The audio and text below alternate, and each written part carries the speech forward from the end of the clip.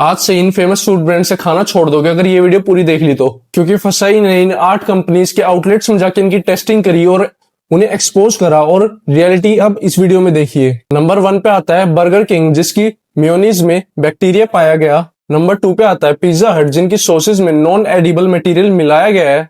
Number 3 पे आता है KFC, जो कि काफी ज्यादा रीयूज्ड ऑयल यूज करता है अपने प्रोडक्ट्स को बनाने के लिए।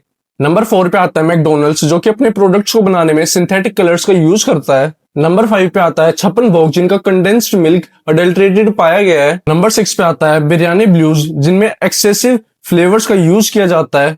नंबर 7 पे है हल्दीराम, जिसमें कि काफी लो क्वालिटी का ऑयल यूज होता है जो उनके स्नैक्स होते हैं उन्हें बनाने के लिए। और सबसे शॉकिंग डोमिनोज नंबर 8 पे, जो कि जो एक्सपायर्ड माल होता है उसे वो रीलेबल करके वापस से रीयूज करते हैं। तो शेयर कर दो ये वीडियो उन दोस्तों के पास जो कि डेली इन ब्रांड से कुछ ना कुछ खाते रहते हैं। सीखते रहे, बढ़ते रहे। Follow grow with Ankit Yadav.